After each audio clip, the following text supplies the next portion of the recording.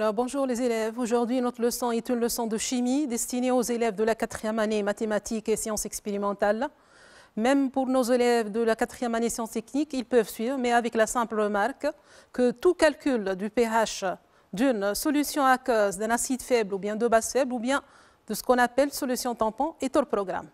Alors, notre leçon est présentée par Madame Nede Gzara Ben Salah sous l'assistance de Monsieur l'inspecteur principal Fethi Ben Salah. Je suis enseignante des sciences physiques au lycée pilote de Monastir. Notre leçon est variation du pH au cours d'une réaction d'une base faible avec un acide fort en solution aqueuse. Alors, je vous rappelle que cette leçon est une suite de ce qu'on a commencé à voir dans le chapitre numéro 8, variation du pH d'un acide fort avec une base forte, ou bien d'une base forte avec un acide fort, ou bien d'un acide faible avec une base forte. Alors, on va continuer aujourd'hui par la variation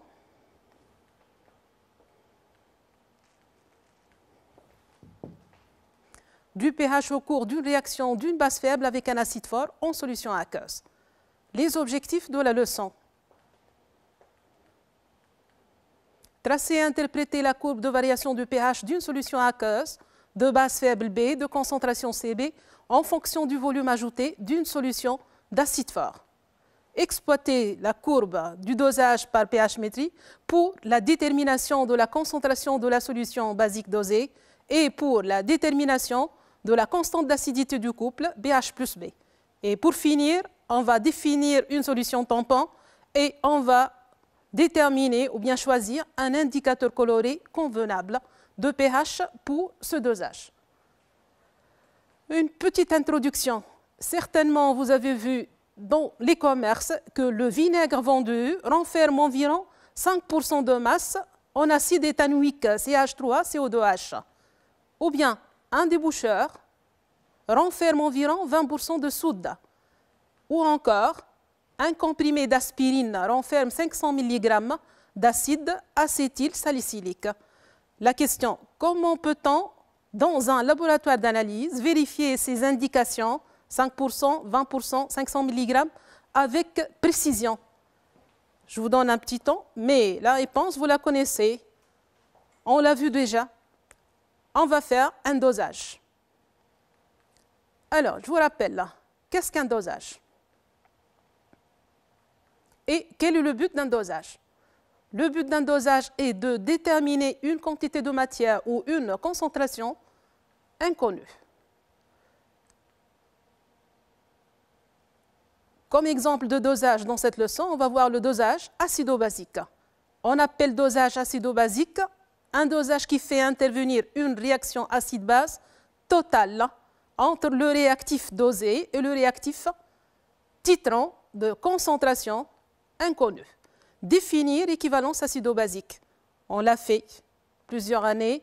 L'équivalence acido-basique est l'état du mélange obtenu lorsque les quantités de matière d'acide de base sont aux proportions stéchiométriques. Alors, pour le dosage d'un monoacide fort et d'une monobase forte, cela se traduit par nombre de moles de l'acide CaVa égale nombre de moles de l'acide de la base CbVb. Donc, Na égale à Nb, CaVa égale CbVb. Quatrième question, comment peut-on repérer l'équivalence acido-basique? On l'a fait en TP.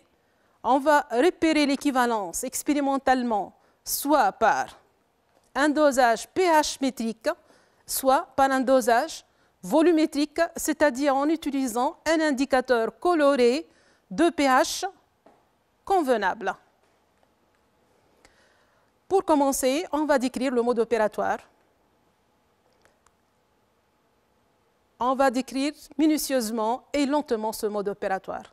Étalonnage du pH-mètre. Premièrement, sortir la sonde de l'eau distillée et l'essuyer délicatement avec du papier filtre. Plonger la sonde dans une solution tampon de pH égale 7.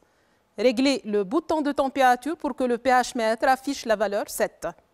Voilà. Sortir la sonde de la solution tampon, la rincer avec de l'eau distillée, l'essuyer délicatement avec un papier filtre. Insuffisant. Il faut passer. Deuxième étape, plonger la sonde dans une solution tampon de pH égale 11. régler le bouton pour que le pH mètre affiche 11. Voilà. Maintenant, notre pH mètre est étalonné. La même chose, soigner la sonde, ou bien rincer la sonde avec de l'eau distillée, la rincer, l'essuyer délicatement avec du papier filtre, la plonger maintenant la sonde dans l'eau distillée en attendant de faire les mesures. La sonde, elle est très fragile, donc il faut opérer, s'il vous plaît, soigneusement. Deuxième étape, préparation de la burette. Bien sûr, dans la burette, on doit mettre la solution titrante, c'est-à-dire la solution dosante. Dans notre TP aujourd'hui, la solution titrante ou bien la solution dosante, c'est la solution d'acide chlorhydrique acide fort, HCl. La solution, elle contient H3O+, Cl-. Rincez la burette avec quelques millilitres de la solution titrante. Voilà. Ensuite, remplir la burette jusqu'à la graduation 0. Notre burette est ainsi préparée pour notre dosage. Troisième étape, prélèvement d'un volume VB déterminé de la solution à titrer. Voilà. On va faire le prélèvement, bien sûr, avec une pipette. Voilà. Pipette de 20 ml, puisque le volume qu'on a choisi, c'est 20 ml. Solution dosée et la solution d'ammoniac de concentration CB 10 puissance moins 2 mol litre moins 1. Voilà. On a ajouté un indicateur coloré, c'est le rouge de méthyle. En forme basique, le rouge de méthyle, il prend la couleur jaune. En forme acide, il prend la couleur rouge. On va le rappeler par la suite. Pourquoi on a choisi? On va le justifier tout au cours de la leçon. Voilà notre montage. Voilà notre montage complet. Alors, pour le montage, il faut annoter en indiquant le nom du matériel et le nom des solutions dosantes et dosées. Une burette graduée, un pH mètre, un barreau aimanté, un agitateur magnétique, un support, la solution dosante et la solution d'acide chlorhydrique, la solution dosée et la solution d'ammoniac NH3. Voilà notre montage. Alors, on passe à l'expérience maintenant. Mettre en marche l'agitation magnétique de façon à homogénéiser le mélange. À l'aide d'une burette graduée, on ajoute par fraction de 2 ml et on mesure à chaque fois le pH. Mais, une fois que le pH varie notablement, diminuer les portions des volumes ajoutés. Une petite remarque, on peut refaire l'expérience une deuxième fois. Bien. Une deuxième remarque, il faut arrêter l'agitation magnétique avant de faire pénétrer la sonde du pH mètre pour ne pas casser la sonde. On passe à l'interprétation. Après avoir pris les mesures, on les a dressées dans un tableau de valeurs, bien sûr. On travaille dans notre cas de l'expérience. Toutes les solutions sont prises à 25 degrés Celsius, température à laquelle pKe égale 14 et pKa du couple NH4 plus NH3 égale 9,2. Voilà les mesures. Alors, vous pouvez voir par ici que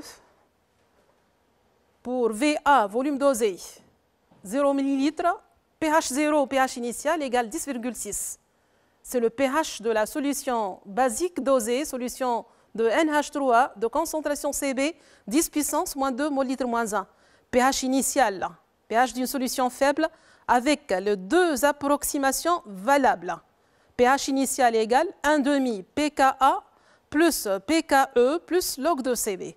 Tout calcul fait, on a trouvé 10,59, c'est à peu près 10,6 pour vérifier que notre matériel est en bon état. 0 ml, 10,6, 2 ml, 10,09. Vous voyez que la diminution est perceptible. Voilà. On continue. 10,6 jusqu'à 14, 16, 18, 19. De 10,6 jusqu'à 19, le pH il diminue de 10,6 à 7,92.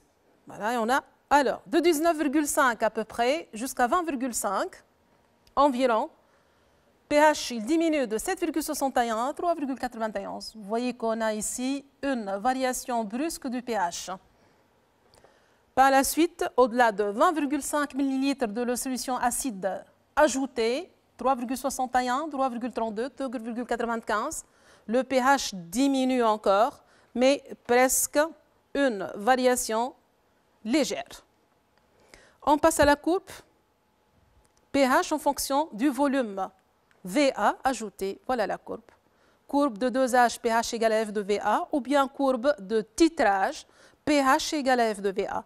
pH sans unité, volume VA en millilitres. Voilà cette courbe. pH initial. pH 0 supérieur à 7. Donc en dose, la solution, une solution basique. Voilà pH initial. Alors, pour cette courbe, je vous demande de diviser la courbe en 3 parties. Première partie, le pH diminue, voilà, mais tout en restant acide, en restant basique, supérieur à 7. Deuxième partie, le pH varie notablement. Donc on a un saut de pH, tel que la courbe est presque pas. Elle est presque parallèle à l'axe des Y. Troisième partie, la courbe présente, voilà, une partie presque parallèle à l'axe des X.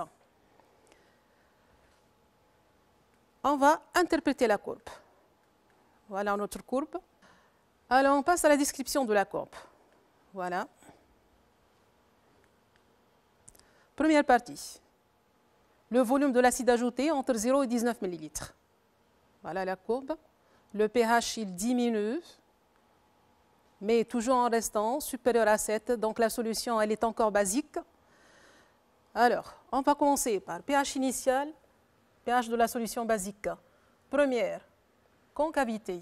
Voilà. Deuxième, concavité. Première concavité et deuxième concavité, deux concavités successives de sens inverse. Donc, dans cette partie, il doit exister un point d'inflexion, tel que la dérivée change de signe, la dérivée seconde s'annule. Voilà, dans cette partie de la courbe, entre les deux concavités de signe contraire, on a un point d'inflexion.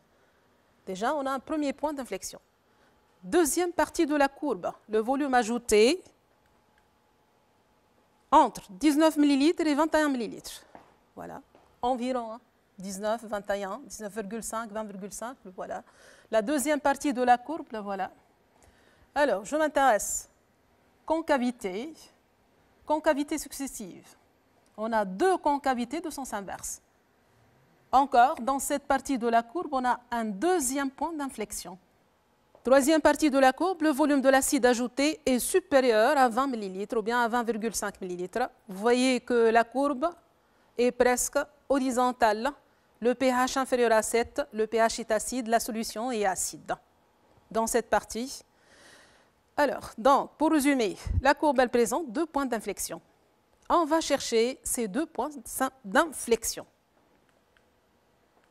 Voilà. Détermination des coordonnées des points d'inflexion I et K.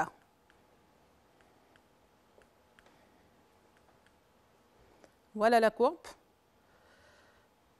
Pour chercher le premier point d'inflexion que je vais l'appeler I, je vais m'intéresser à la partie de la courbe au voisinage du saut de pH. Voilà, partie de la courbe au voisinage du saut de pH. Voilà le saut de pH, concavité, deuxième concavité. Pour ceci, je vais tracer la tangente à la courbe en un point A de la première concavité. Ensuite, tracer deuxième tangente en un point de la deuxième concavité, tel que les deux tangentes delta 1 et delta 2 parallèles. Voilà. Par la suite, je vais tracer un segment de droite perpendiculaire aux deux tangentes. Je passe à l'animation. Voilà. Première tangente, on a un point de la concavité en dessus du saut de pH. Deuxième tangente, parallèle à la première, on a un point de la deuxième concavité ou bien de la concavité au-dessus du saut de pH. Voilà. Je continue par tracer un segment de droite perpendiculaire aux deux tangentes. Je prends le milieu de ce segment de droite et je trace une droite D passant par le milieu du segment reliant les deux droites. Voilà la droite D. Alors, ce qu'on observe, la droite D, elle coupe la courbe pH égale à F de VA en un point qu'on va déterminer ses coordonnées. C'est le point d'inflexion I. Ses coordonnées 20 ml VI, voilà, et PHI 5,7. Voilà notre point d'inflexion I. Alors, bien sûr, par la suite, on va essayer d'identifier ce point. Deuxième point d'inflexion, il existe quelque part par ici. Voilà. Alors, ce point, le deuxième point que je l'ai appelé K, son abscisse est VI sur 2. 1 demi VI. Voilà.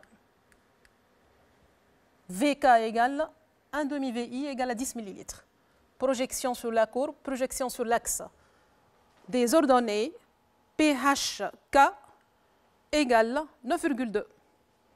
Par la suite, on va vérifier ce point très important qu'on l'appelle point de demi-équivalence, tel que le pH K, pH au point de demi-équivalence, égale à pKa du couple NH4 plus NH3.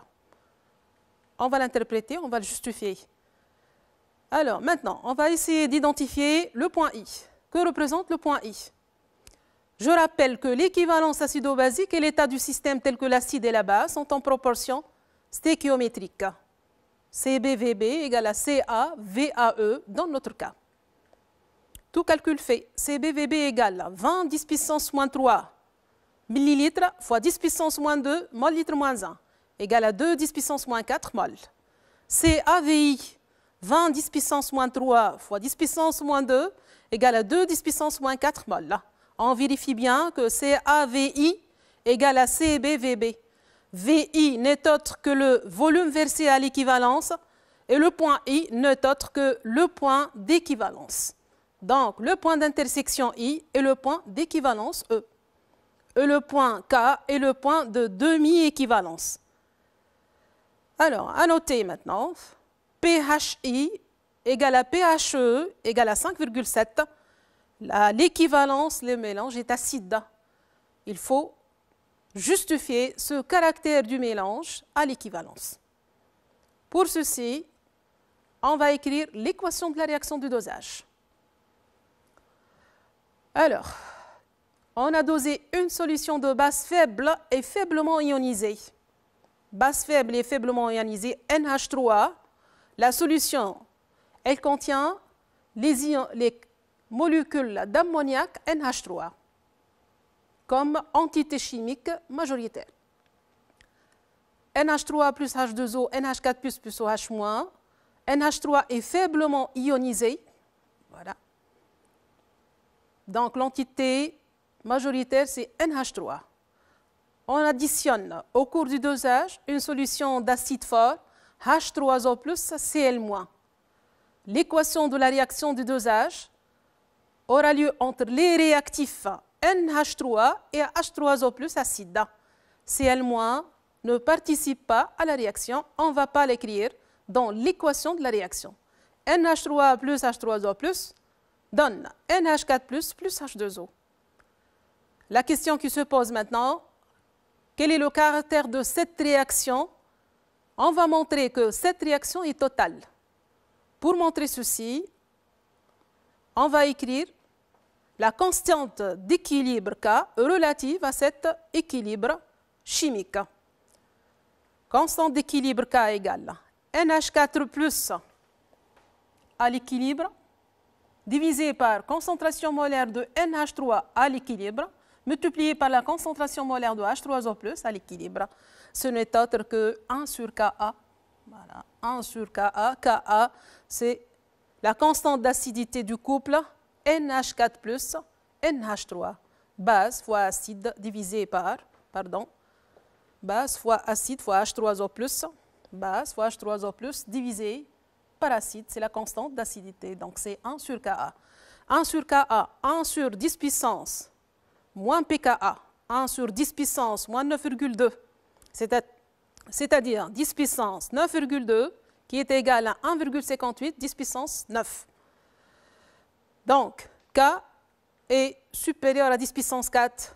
Conclusion, la réaction est totale. Alors, l'équation de la réaction du dosage, NH3 plus H3O+, on obtient NH4+, plus H2O. C'est une réaction totale. Voilà, on continue maintenant. Alors, qu'est-ce qu'on remarque? Au cours de cette réaction totale, à l'équivalence, NH3 disparaît totalement. H3O plus acide disparaît totalement. On a formation de NH4 plus, voilà, plus H2O. NH4 plus est l'acide conjugué de la base NH3. NH3 est une base faible, donc NH4 plus est un acide faible. Donc à l'équivalence acido-basique, NH4 plus est un acide faible. Et surtout, il ne faut pas oublier que la solution d'acide chlorhydrique, on a l'ion chlorure Cl-. Donc, à l'équivalence, dans la solution, on a un sel, chlorure d'ammonium, formé par l'acide faible NH4 plus l'ion ammonium et l'ion Cl-, base conjuguée de HCl, Cl- est inerte. Donc, pas de réaction en solution aqueuse. NH4 plus est l'acide conjugué de NH3. NH3 base faible, NH4 plus est un acide faible. NH4 plus s'ionise dans l'eau avec une réaction limitée. NH4 plus H2O, on obtient NH3 plus H3O plus. Dans quel sens avance cette réaction? Dans quel sens est déplacé cet équilibre à l'équivalence? Je vous pose la question. À l'équivalence. On a dit qu'à l'équivalence, tout NH3 a réagi. Donc, NH3 au deuxième membre, quantité de matière égale 0. Cet équilibre de l'ionisation partielle de NH4+, se déplace à l'équivalence dans le sens direct, plus 1. Le sens direct fait augmenter la concentration des ions H3O+. Voilà, concentration des ions H3O+. Par suite, à l'équivalence, le mélange est acide. D'accord? Le mélange obtenu à l'équivalence est une solution d'acide faible. Si les deux approximations maintenant sont vérifiées, on va calculer le pH de la solution à l'équivalence. Ce n'est autre que le pH d'une solution d'acide faible. Cet acide faible, c'est NH4+. Alors, je vous rappelle que le pH d'une solution d'acide faible en solution aqueuse avec les deux approximations valides. pH égale 1,5 pKa moins log de C. Avec C, la concentration de l'acide faible NH4+. Alors, je vous fais la remarque, s'il vous plaît, que la démonstration est hors programme. Démonstration du pH d'une solution saline est hors programme. Donc, sans démonstration, on va admettre que le pH égale 1,5 pKa moins log de C. Avec C, la concentration de l'acide faible, c'est NH4+, dans ce cas. D'une manière générale, c'est BH+. Concentration de l'acide NH4+, à l'équivalence. Nombre de moles de NH4+, à l'équivalence, c'est CbVb, divisé par le volume de la solution à l'équivalence, c'est Vb plus VAE. Tout calcul fait égal 10 puissance moins 3 mol litre moins 1. pHe égale 1,5 pKa moins log de CbVb divisé par Vb plus VAE égale à 5,77. Voilà. Alors 5,8, 5,77, 5,75. Mais avec le pKa 9,2, c'est 5,77. Voilà le pHe avec le calcul. Donc, notre mélange est acide à cause de présence de sel de l'ion ammonium NH4+, l'acide conjugué de la base faible, qui est un acide faible.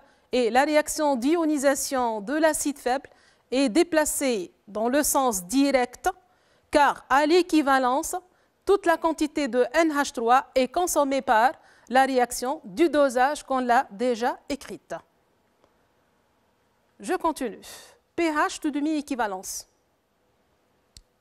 Je vous rappelle le demi-équivalence, on l'a cherché sur le point K. Demi-équivalence, c'est-à-dire la moitié au point de demi-équivalence. On a versé un volume d'acide égal à 10 ml égal à 1,5 VAE. Voilà. Donc, la quantité de matière de NH3 qui a réagi est égale à la quantité de matière de NH3 ajouté. Donc, est égale à Ca fois VAE sur 2. La quantité de matière de NH4 formée est égale à Ca fois VAE sur 2. Je remarque que la quantité de matière de NH3 restant est égale à la quantité de matière de NH4 formée à l'état de demi-équivalence. Voilà. Donc, la demi-équivalence NH4 égale à NH3. L'acide faible et la base sont à égale concentration. C'est une propriété très importante qu'on va retourner par la suite. Mais dans cet état d'équivalence maintenant, je vais m'intéresser à écrire la constante d'acidité du couple NH4 NH3. Constante d'acidité, forme basique fois H3O+, divisé par la forme acide.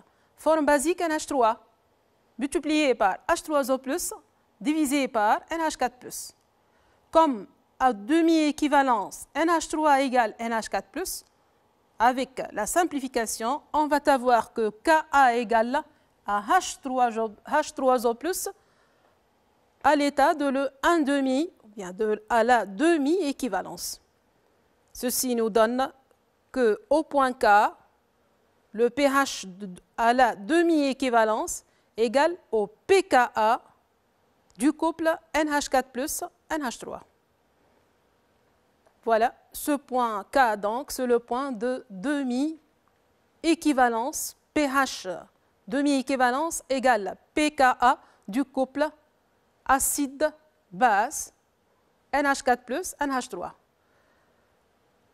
Comme un indicateur coloré, je vous rappelle que dans notre expérience aujourd'hui, on a utilisé le rouge de méthyle. Alors, pour notre expérience, je vais vous justifier pourquoi on a utilisé cet indicateur coloré. Et par la suite, dans une deuxième étape de la leçon, ou bien de la prochaine leçon, on va définir les indicateurs colorés. Lors du dosage, nous observons que le rouge de méthyle vire du jaune au rouge, juste lorsqu'on a versé un volume VA égal à 20 ml. Vous voyez, VA égale 20 ml, c'est VAE, le volume versé à l'équivalence. On peut conclure que le virage de l'indicateur coloré peut nous renseigner avec une bonne approximation sur le volume d'acide ajouté à l'équivalence. Alors, ceci donne, je résume, on a déterminé VAE par le point d'équivalence de la courbe pH égale à F de VA. Première méthode par pH-métrie. Deuxième méthode, on a déterminé maintenant le volume versé à l'équivalence par une deuxième méthode qu'on appelle volumétrie, ou bien dosage volumétrique, c'est-à-dire en choisissant un indicateur coloré convenable. Notre indicateur coloré, le voilà, c'est le rouge de méthyle. Voilà. Peut-on utiliser n'importe quel indicateur coloré? Vous connaissez les indicateurs colorés, on a utilisé les phénolphthaleïnes pour le dosage de l'acide faible par la base forte. On a utilisé le BBT pour le dosage d'un acide fort avec une base forte, ou bien le dosage d'une base forte avec un acide fort. Aujourd'hui, voilà, rouge de méthyle, bleu de bromothymol, phénolphthaleïne. Alors, rouge de méthyle, couleur de la forme acide, rouge pour le pH inférieur à 4,4. Jaune pour pH supérieur à 6,2, la forme basique. Pour les pH, les solutions de pH entre 4,4 et 6,2, il prend la teinte, ce qu'on appelle teinte sensible, une couleur intermédiaire entre la forme acide, entre la couleur prise pour la forme acide et celle prise pour la forme basique. Donc entre rouge et jaune, il va être orangé le rouge de méthyle, appartenant aux zones de virage. Bleu de bromothymol. Pour pH inférieur à 6, c'est la forme acide, il prend la teinte jaune. Pour pH supérieur à 7,6, la forme basique, il prend la couleur bleue. Pour les solutions de pH comprises entre 6,0 et 7,6, il prend la couleur intermédiaire entre jaune et bleu, il est vert. Vous connaissez, pour le BBT, il prend la couleur verte pour des solutions de pH comprises entre 6,0 et 7,6. Phénolphthalaïne, on l'a utilisé encore, incolore pour la forme acide pH inférieur à 8,2, rose pour pH supérieur à 10,0. Et pour les pH entre 8,2 et 10,0, c'est la zone de virage. Alors, il est rose très clair, parce qu'on passe de l'incolore au rose. Je passe à mon TP maintenant. Voilà mon pHE. Alors, 5,77, j'ai pris 5,8. Tout à l'heure, pour le calcul, pHE 5,77. 5,8. Voilà. Le volume versé à l'équivalence, c'est 20 ml. Donc, voilà notre point d'équivalence. VAE égale 20 ml, pHE égale 5,8.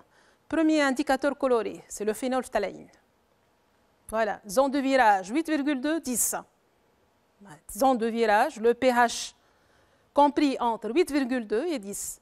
Le pHE 5,8 n'appartient pas à la zone de virage. Donc, on ne peut pas utiliser cet indicateur coloré, tout simplement. On passe. Deuxième indicateur coloré. Le BBT, zone de virage entre 6 et 7,6. Notre pH E est 5,8. Voilà. La même chose, pH E n'appartient pas à la zone de virage de BBT. Donc, le BBT n'est pas un indicateur convenable pour ce usage. Je continue maintenant. Rouge de méthyle. Zone de virage 4,4-6,2. pHE 5,8 appartient à la zone de virage. L'indicateur convenable, c'est le rouge de méthyle. Voilà. Car le pH appartient à la zone de virage. Il est intermédiaire entre la forme acide et la forme basique. Voilà notre indicateur coloré. Pour notre dosage, pour le dosage de notre séance. Ça y est, pour la première partie. Donc, on a réalisé le TP. On a tracé la courbe pH égale F de VA. On a cherché les deux points d'inflexion, le point d'équivalence et le point de demi-équivalence. On a écrit l'équation de la réaction. C'est une réaction totale. Le pH à l'équivalence inférieur à 7.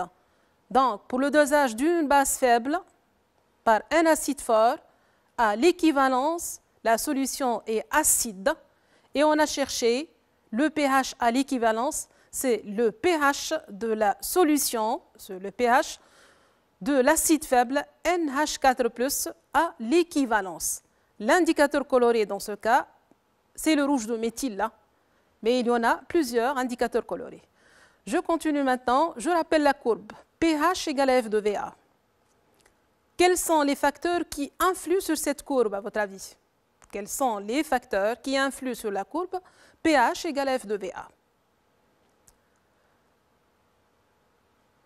Je vous attends, s'il vous plaît. Est-ce que c'est la solution dosée? Est-ce que c'est la solution dosante? Voilà. Est-ce que c'est la base dosée? Pour la solution dosante, c'est toujours un acide fort. Cette courbe, elle dépend de la nature de la base, c'est-à-dire du pKa de la base. Et elle dépend des concentrations des solutions dosantes et dosées. Influence des différents facteurs sur la courbe de dosage. Comme facteur, je vais étudier le premier facteur, c'est l'influence des concentrations des solutions. Premièrement, j'ai tracé la courbe. Voilà. Avec un volume prélevé 20 ml. J'ai pris 20 ml d'une solution basique de NH3, toujours j'ai travaillé. C'est la même base, c'est NH3. Solution basique de NH3 de concentration 10 puissance moins 1, mol litre moins 1. Je l'ai dosé par une solution d'acide chlorhydrique de concentration 10 puissance moins 1, mol litre moins 1. J'ai trouvé PHE1 égale à 5,25. Voilà la première courbe. pH initial là, est égal à 1,5 pKa plus pKe plus log de 10 puissance moins 1. Voilà, c'est égal à 11,1. pH initial. Voilà, 11,1. Première concavité, deuxième concavité, point d'équivalence E1, volume versé à l'équivalence 20 ml, pH à l'équivalence 5,2. Comme deuxième dosage, voilà, j'ai réalisé un dosage avec une solution basique de NH3 de concentration 10 puissance moins 2 mol litre moins 1. Je l'ai dosé avec une solution d'acide chlorhydrique de concentration 10 puissance moins 2 mol litre moins 1. La même chose. Voilà le même volume dosé, 20 ml. Voilà la deuxième courbe. pH initial, bien sûr, 1,5 de pKe 14, pKa 9,2 et log de 10 puissance moins 2, c'est égal à 10,6. Voilà pH initial. Voilà. Je continue E2, voilà, égale 5,8. pH au point d'équivalence est égal à 5,8. Le volume versé à l'équivalence, c'est 20 ml. Toujours, CAVA égale CBVAE. Maintenant, s'il vous plaît, on va comparer ces deux courbes. Alors, pour ces deux courbes, je vais commencer par pH initial. Voilà.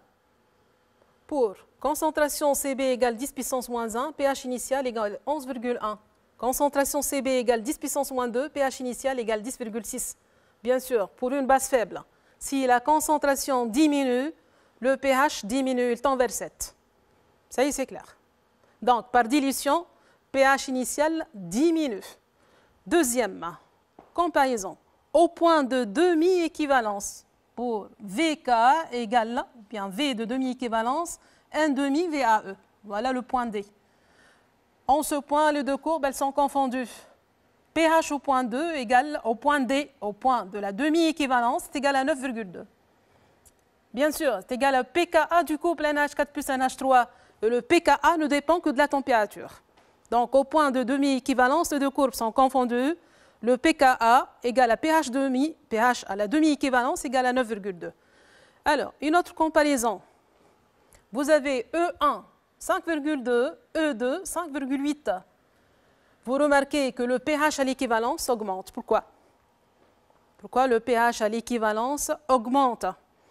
À l'équivalence, le pH est le pH de l'acide faible NH4+. Et par dilution, le pH d'un acide tend vers 7, donc le pH augmente. Ça y est, pH E2 supérieur à pH E1. Par dilution, pH E augmente, il tend vers 7. Alors, une troisième conclusion, ou bien une troisième observation. Est-ce qu'on a le même saut de pH pour les deux courbes? Vous suivez pour C égale à 10 puissance moins 1, la courbe qui est en noir, la voilà. Voilà le saut de pH. Pas ici, jusque-là. Pour C égale à 10 puissance moins 2, voilà le saut de pH. Voilà. Donc, par dilution, bien, suite à une dilution, le saut de pH diminue. Suite à une dilution, le saut de pH diminue. Donc, on a deux différences. pH initial, pH à l'équivalence. Un seul point commun, pH à la demi-équivalence. pH E2 supérieur à pH E1. Suite à une dilution, le pH à l'équivalence augmente, il tend vers 7, ça, le pH d'un acide. Le pH initial diminue, il tend vers 7. À la demi-équivalence, le pH il reste constant. pH à la demi-équivalence, le pKa. Donc, le pHD ne varie pas pH à la demi-équivalence. Ça y est pour l'influence des concentrations. Voilà, on a bien interprété. On passe. Deuxième facteur, influence de la nature de la base. Alors, première base, NH3, deuxième base, l'éthylamine, C2H5, NH2. Donc, avec la même solution dosante, avec la même concentration. Solution dosante d'acide chlorhydrique de concentration Ca égale 10 puissance moins 2 mol litre moins 1, endosse séparément le même volume de chacune de deux bases faibles. Vb égale 10 ml de chacune de deux solutions NH3 et l'éthylamine C2H5 NH2. De même concentration Cb égale 10 puissance moins 2 mol litre moins 1. Je vous rappelle, pKa de NH4 plus NH3, 9,2. Et on donne pKa de l'éthylamine ammonium du couple éthyle ammonium C2H5NH3 et éthylamine C2H5NH2 égale pKa2 égale à 10,8. Voilà la première courbe. Alors, je vous donne les deux, on va les identifier. Voilà. Première courbe pour le premier dosage. Premier dosage. Voilà. pH initial 10,6, volume versé à l'équivalence égale là. Cb fois Vb divisé par Ca égale à 10 ml. Voilà. Et pour le deuxième dosage, voilà la courbe. Allez, s'il vous plaît, voilà les deux courbes. On va les interpréter une par une. Première courbe, deuxième courbe. Voilà pour la première courbe, solution d'ammoniac. Les points particuliers, à l'équivalence, pHe égale 5,8. Demi-équivalence, pH 1,5 égale 9,2. pH initial 10,6. Volume versé à l'équivalence, VE égale 10 ml. Voilà pour la NH3. Je continue, la deuxième.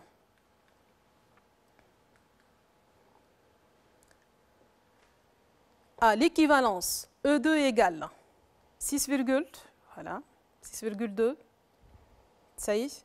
Demi-équivalence, voisinage de 5 ml. Voilà D2.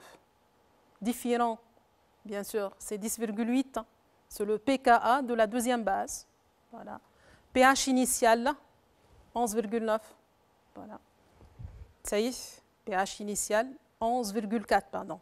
pH initial, le voilà, 11,4. Voilà les deux courbes. Qu'est-ce qu'ils ont en commun? VE.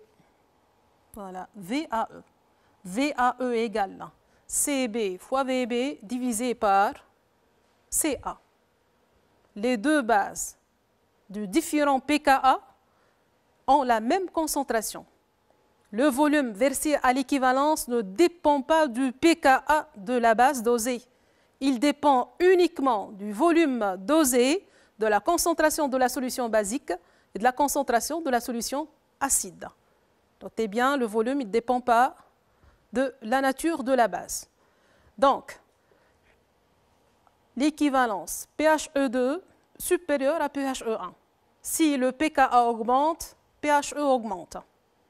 pH à la demi-équivalence égale pKa du couple acide-base de la base dosée. Voilà pour les influences de la nature de la base. On passe maintenant à une généralisation. Pour toute réaction entre une solution aqueuse d'une monobase faible B et d'une solution aqueuse d'un monoacide fort A, on a le pH initial, pH 0 égale 1,5 pKe plus pKa plus log de Cb, avec bien sûr les deux approximations valables. L'équation de la réaction de dosage totale, B plus H3O+, on obtient BH+, plus H2O. Cette réaction est totale. La courbe de dosage présente deux points d'inflexion. L'équivalence acido-basique et l'état du système, tel que l'acide et la base, sont en proportion stéchiométrique. Donc CBVB égale CAVAE, donc ce qui nous donne CB égale CAVAE divisé par VB. C'est l'objectif de notre TP. pH à l'équivalence inférieure à 7. Donc toujours à l'équivalence, la solution est acide. pH à l'équivalence égale 1,5 pKa moins log de CBVB divisé par VB plus VAE si les approximations sont vérifiées. À l'appliquer sans démonstration. Au point de demi-équivalence, VA égale 1,5 VAE et pH à la demi-équivalence égale à pKa du couple BH plus B. Voilà, ainsi se termine notre leçon. Voilà, du dosage d'une base faible par un acide fort ou bien de la variation du pH d'une solution aqueuse de base faible avec un acide fort.